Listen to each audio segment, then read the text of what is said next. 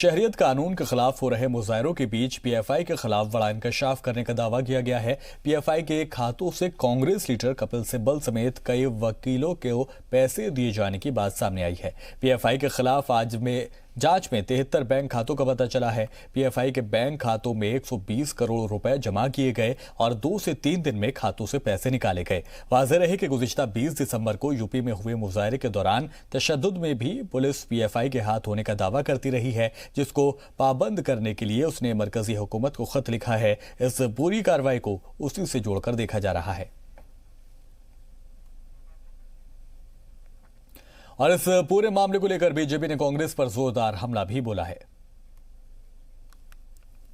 कपिल सिब्बल, इंदिरा जयसिंह, दुष्यंत दवे, आज हम कांग्रेस पार्टी से पूछना चाहते हैं, सोनिया गांधी जी से पूछना चाहते हैं, कपिल सिब्बल ने क्या 77 लाख रुपए, 77 लाख रुपीस जो मीडिया दिखा रही है वो लिया था? इंदिरा जयसिंह से पूछना चाहते हैं कि आपने कितना लिया था? ये पैसे लेकर देश को बांटने का काम जो कांग्रेस पार्टी कर रही है, ये कहीं ना कहीं एक बात स्पष्ट होता है, कांग्रेस का हाथ देश बांटने वालों के साथ, कांग्रेस का हाथ आगजनी के साथ, कांग्रेस का हाथ आतंकवादियों के साथ। ये पीएफआई कोई सोशल ऑर्गेनाइजेशन नहीं है। ये पीएफआई वो ऑर्गेनाइजेशन है जो प्रोफेसरों की हाथ काटती है। ये पीएफआई वो ऑर्गेनाइजेशन है जो आगजनी और आतंकवाद को बढ़ावा देती है। ऐसे ऑर्गेनाइजेशन से पैसे लेकर सोनिया जी, क्या आपकी कांग्रेस पार्टी काम करती है वैसे? मैं याद दिला दूं, ये वही सोनिया गांधी की पार्टी है जिस सोनिया गांधी जी ने जाकिर नायक से डोनेशन लिया था। सोनिया गांधी जी ने बहुत बड़ा पैसों की बोरी जाकिर नायक से लिया था। ये म्यूजिक ये पूरा दिखाया गया था और बाद में वो कह रही थी मैंने वापस कर दिया। तो ये बड़ी बात नहीं है कि पीएफआई से भी सोनिया गांधी जी ने डोनेशन के रूप में पैसा लिया हो कांग्रेस के लिए। My reply is very straight and simple. As regard these transactions are concerned, the law enforcement agencies are doing their job. I need not make any comment. But if there is a particular suspicious nature of transaction on a particular day, then obviously it raises serious apprehension. और एक बात तो मुझे लगती है कि देश भर में जिस तरह के आयोजन करवाए जा रहे हैं वो सब वॉलंटरी नहीं है, ये बात मैं जरूर कहूँगा। पीएफआई से पैसे के लेन देन में कांग्रेस के लीडर कपिल सिब्बल ने सफाई दी है। उन्होंने कहा कि हादिया केस की पैरवी करने के लिए मुझे फीस मिली थी, हादिया का केस लड़ने के लिए मुझे फीस मिली थी।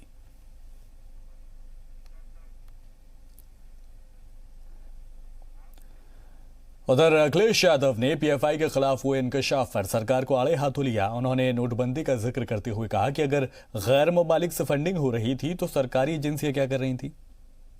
नोटबंदी के बाद आतंकवाद खत्म हो जाएगा, किसी तरह का इलीगल ट्रांजैक्शन नहीं हो पाएगा। आखिरकार अगर ये ट्रांजैक्शन हो रहा था तो भारत सरकार की वो एजेंसियां क्या कर रही थी जब वो ट्रांजैक्शन हो रहा था?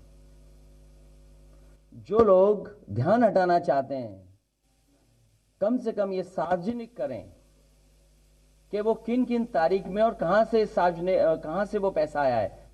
तो कम से कम ये सरकार बताए कि इतना बड़ा 120 करोड़ का अमाउंट जो आप कह रहे हैं और भारत आया है या भारत में ही कुछ अकाउंटों में पहुंचा है, तो आखिरकार भारत की इतनी महत्वपूर्ण एजेंसियां क्या कर रही थीं?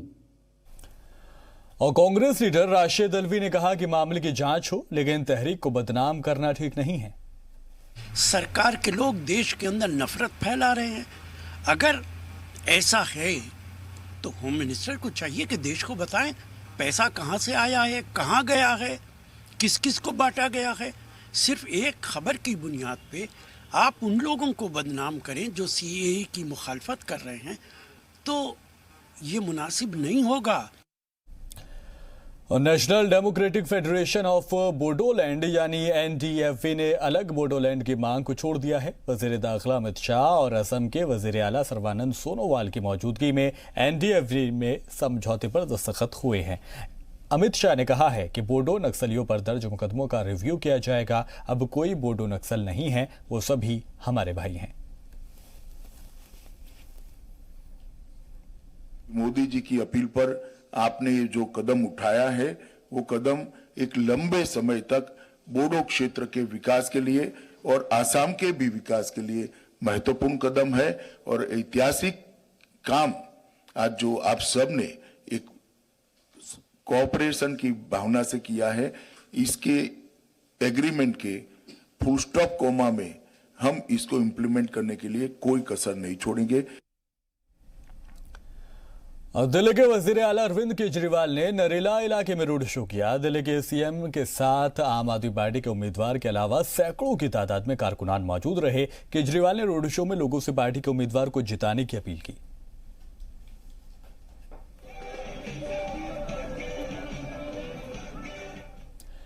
हुकूमत और इंतजामिया के लिए मुसीबत का सबब बनते जा रहे दिल्ली के शाहीन बाग की तर्ज पर हर दिन एक नई तहरीक शुरू हो रही है। यूपी, मगरिबी बंगाल, बिहार, कर्नाटक, तेलंगाना वगैरह रियासतों के बाद इसी तर्ज पर अब मुंबई में भी ख्वातीन सड़कों पर उतर आई हैं। एक रिपोर्ट आपको दिखाते हैं।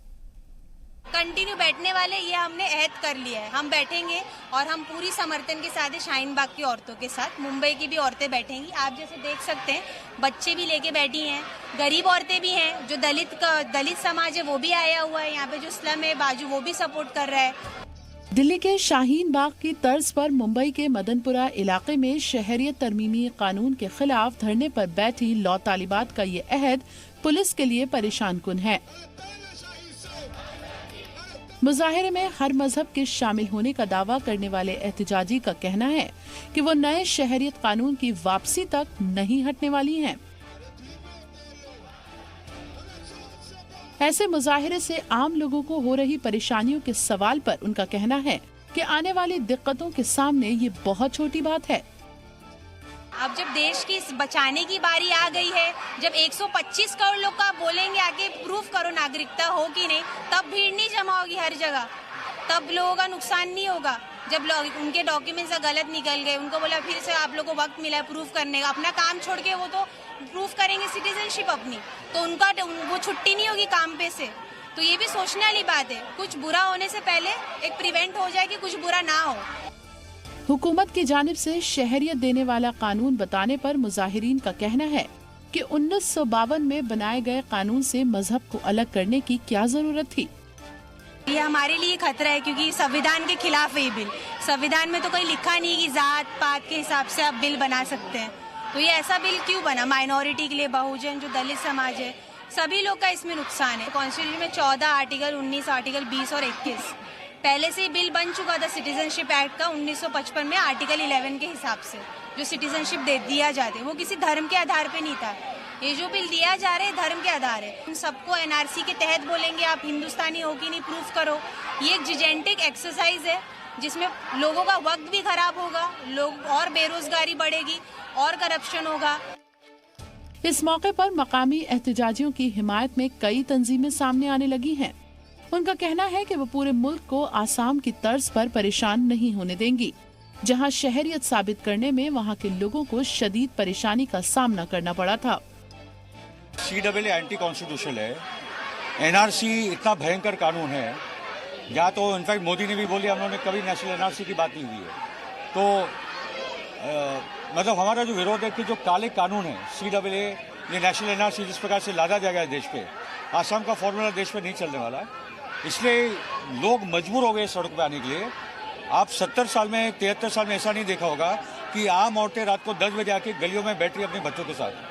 वो ढीठ नहीं, देखो बात करने को वो लोग तैयार नहीं है और ना ही वो होने वाले, क्योंकि वो अपनी अक्कड़ और जिद लेकर बैठे हुए। अब वो अगर जिद के आगे जाएंगे तो जाहिर बात है कि हमारे ये प्रोटेस्ट तो बढ़ेंगे ही, और हम लोग कोई भी हाल में पीछे हटने वाले नहीं। जब तक कि तुम लोग NRC CAA वगैरह जो वापस नहीं लोगे तब तक ये प्रोटेस्ट तो बढ़ता ही जाएगा। दिल्ली के शाहीन बाग की तर्ज पर लखनऊ के घंटा घर, इलाहाबाद के रोशन बाग तो बिहार के पटना, किशनगंज जैसे शहरों में ख्वातीन पहले से ही एहतजाज कर रही हैं। और इसी कड़ी में मगरिबी बंगाल का हावड़ा भी जुड़ गया है, जहां बड़ी तादाद में ख्वातीन अपने बच्चों के साथ सड़क पर बैठ गई हैं। हम लोग का बैठने का मकसद एक ही है, सिर्फ NRC CAA, इसके मुखालफत में हम लोग बैठे हैं। क्या चाहते हैं? हम लोग चाहते हैं NRC और CAA में आज इस मुल्क के जो मुस्तकबिल के साथ जो खेल रहे हैं, हमसे मांग रहे हैं हमसे मांग रहे हैं आज पेपर। क्या पेपर हम देंगे? हमारे पेपर से आप आज वोटर लेके बैठे हुए, हमारे आधार कार्ड पर आप जाके पार्लियामेंट में बैठे, हमारे वोटर कार्ड से पार्लियामेंट में बैठे, और फिर उसके बाद कह रहे कि अब दूसरा पेपर लाओ। कौन सा पेपर हम? पार्लियामेंट से पास होकर नया शहरियत तरमीमी कानून बनने के बाद से शुरू हुए मुजाहिरे को हुकूमत शुरू से ही गैर कानूनी बता रही है, जबकि हिज़्ब इख्तिलाफ जमातें और मुजाहिरीन इस कानून को गैर आईनी बता रहे हैं। ऐसे में आम लोगों को समझ में ही नहीं आ रहा है कि मुल्क में आखिर चल क्या रहा है और ऐसे हालात से निजात मिलने का रास्ता कैसे हमवार होगा। ब्यूरो रिपोर्ट, जी मीडिया। सीएए की मुखालफत के बीच उत्तराखंड में बीजेपी पनाह गुज़ीनों के लिए कैंप लगाएगी और इन कैंप्स में पनाह गुज़ीनों को निशानदेही कर उनको शहरियत मुतालिक दस्तावेजात को लेकर उनकी मदद की जाएगी। बीजेपी कारकुन इसको लेकर पनाह गुज़ीनों के बीच जाकर उनसे राब्ता कर रहे हैं। इस दौरान पनाह गुज़ीनों को मरकज से मिलने वाले शहरियत सर्टिफिकेट भी दिए जाएंगे। पार्टी ने अपने कार्यकर्ताओं के माध्यम से इनका चिन्हीकरण का काम किया। सरकार के पास तो एक अलग अपनी संख्या है जो सरकार को मालूम है किन किन सोर्सों से उन्होंने अपनी संख्या ली, और भारतीय जनता पार्टी के जो कार्यकर्ता मंडल स्तर पर और जो हमने इसको चिन्हीकरण के लिए कुछ कार्यकर्ताओं की ड्यूटी भी लगाई है, तो जैसे ही वो अपना पूरा काम करके पार्टी को बताएंगे उसके बाद पार्टी फिर दूसरा जो चरण का काम है उसको प्रारंभ करेगी। हम लोग भी लगातार उनके बीच में हैं। हमने ऋषिकेश में, देहरादून में, उधम सिंह नगर में, अन्य क्षेत्रों में उन लोगों को आइडेंटिफाई किया है, उनके समूहों के बीच में बैठ के बात की है। उनके बहुत से लोगों ने आपसे पत्रकारों के माध्यम से अपनी बात कही है, किस तरह के उत्पीड़न, किस तरह की दुर्दशा उन लोगों की थी, और आज की डेट में इस देश में आने के बावजूद वो सामान्य प्रक्रिया में जुड़ के स्वाभिमान की ज़िंदगी को कैसे जी सकते हैं, इसके लिए उन सब ने धन्यवाद ज्ञापित किया है सरकार को। यूपी के संभल में सीएए और एनआरसी के खिलाफ कुछ लोगों ने अजीबो गरीब एहतजाजी मुजाहरा किया। एहतजाजियों ने कैदियों की ड्रेस, हथकड़ी, बेड़ियां पहनकर सीएए की मुखालफत की। जिले में एसपी एमपी शफीकुर रहमान की क़यादत में पिछले 3 दिनों से एहतजाज जारी है, जहां यौम जमहूरिया के मौके पर लोगों ने अलग तरीके से एहतजाज किया। इस मौके पर एसपी एमपी ने धरने वाली जगह से ही परचम कुशाई भी की और सीएए पर बीजेपी हुकूमत को निशाने पर लिया। उधर लखनऊ के हुसैनाबाद मौजूद घंटा घर पर सीएए और एनआरसी की मुखालफत में ख्वातीन का एहतजाज जारी है। पर्सनल लॉ बोर्ड के मेंबर एडवोकेट जफरयाब जिलानी भी घंटा घर पहुंचकर एहतजाजी ख्वातीन को हिमायत दे रहे थे। इस दौरान जफरयाब ने कहा कि ख्वातीन को डरने की कोई ज़रूरत नहीं है। उन्होंने कहा कि बीजेपी को छोड़कर सभी पार्टी और मजहब के लोग इन ख्वातीन की हिमायत कर रहे हैं। जफरयाब ने कहा कि जिन ख्वातीन पर केस दर्ज हुआ है उन्हें भी घबराने की ज़रूरत नहीं है, क्योंकि यहाँ काफ़ी तादाद में वकील मौजूद हैं और सभी को छुड़ा लिया जाएगा। आपको बता दें कि घंटा घर पर हो रहे एहतजाज पर पुलिस ने कार्रवाई शुरू कर दी है। पुलिस ने तलबा के लीडर पूजा शुक्ला समेत तकरीबन 8 लोगों को हिरासत में भी लिया है। ये जो उनकी हरकतें हो रही हैं गैर इंसानी, गैर समाजी, जो हिंदुस्तान के संविधान के भी खिलाफ है, डेमोक्रेसी के खिलाफ है, अगर ये ज़्यादा हरकतें ऐसी करते रहेंगे तो यकीनन इनको इसकी सजा मिलेगी। 200 लोग के ऊपर से मुकदमे लिखे गए हैं, महिलाओं पर मुकदमे लिखे गए हैं। मुकदमों की हमें कोई फिक्र नहीं, हम वकील है पेशे से, हम जानते हैं मुकदमों को। नहीं, यहाँ के जो औरतों मुकदमे लिखे जा रहे हैं इस पे सब हम लोग, हमारे यहाँ 100 से ज़्यादा वकील मौजूद हैं, इंशाल्लाह सबको डिफेंड करेंगे। सब लड़कियाँ जो हैं, औरतें जो हैं, वो बगैर जेल जाएंगे, इंशाल्लाह उनकी जमानत होगी। और मरकजी वजीर गिरिराज सिंह पर तेजस्वी यादव के पलटवार से सियासी घमान अब मच गया है और तेजस्वी यादव ने कहा है कि वो बार बार पाकिस्तान भेजने की बात करते हैं। ये उनका हिंदुस्तान नहीं है जो हम लोगों को पाकिस्तान भेजेंगे। इस पर बीजेपी ने भी तंज किया। बीजेपी ने कहा कि ये मुल्क 130 करोड़ लोगों का है। तेजस्वी और उनके कुनबे ने मुल्क की सियासत में कजी पैदा की है। उधर आरजेडी ने तेजस्वी यादव के मौकिफ को सही करार दिया। चाहे हिंदू हो, मुस्लिम हो, सिख हो, ईसाई हो, सभी लोगों ने खून दे करके इस देश को आजाद किया। ये सबों का देश है। ये देश में हमको कोई नहीं बोल सकता कि देश से बाहर कर देंगे, पाकिस्तान भेजेंगे। गिरिराज सिंह है बोलते पाकिस्तान भेजेंगे। गिरिराज सिंह के बाप का देश है तो हमने के पाकिस्तान। ये सबका देश है और यही देश की खूबसूरती है। अलग अलग भाषा है, अलग अलग पहनावा है, अलग अलग खान पान है, अलग अलग राज्य है, अलग अलग धर्म है, अलग अलग जातियां हैं। फिर भी हम लोग एक कहलाते हैं, उसी को भारत महान कहलाता है। देखिए, हिंदुस्तान 130 करोड़ आवाम और उनके पूर्वजों का है। ये तेजस्वी यादव के बाबूजी का भी नहीं है कि कुछ भी मन चाहे बेच दे, कुछ भी खा ले। और जितने घोटाले और भ्रष्टाचार किए हैं, हिंदुस्तान की जो राजनीति है उसमें कोढ़ पैदा करने का काम तेजस्वी यादव और उनके परिवार के लोगों ने किया है। और एक बात बता दूं कि हिंदुस्तान और बिहार के भीतर जहां जहां पाकिस्तान बनाने की कोशिश हो रही है, वो तेजस्वी यादव और आरजेडी के लोगों के सहयोग से हो रहा है।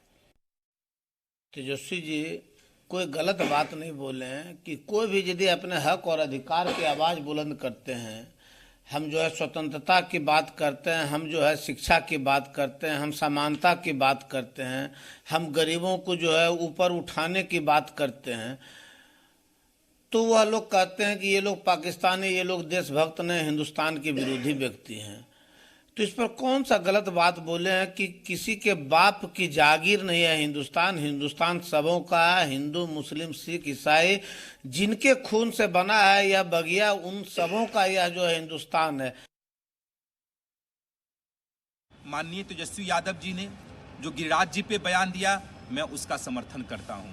गिरिराज जी जब से राजनीति में आए हैं तब से उन्होंने देश हित की बात नहीं कही है, हमेशा समाज को बांटने वाली बात उन्होंने कहने का काम किया है। अरे माननीय गिरिराज जी, आपकी इतनी हिम्मत है कि आप हम लोगों को पाकिस्तान भेजने का काम करेंगे? अरे आप तो पाकिस्तान से लोगों को लाने की बात कर रहे हैं। जो सीए आप लोगों ने बनाया, धर्म के आधार पर समाज को बांटने का और देश को बांटने की कोशिश आपने की। आपने कभी देश हित की बात नहीं की। अगर आप बड़े नेता होते तो बिहार के हित में भी कभी बोलते, रोजगार की बात करते, आप युवाओं की बात करते, समस्याओं के बारे में बात करते।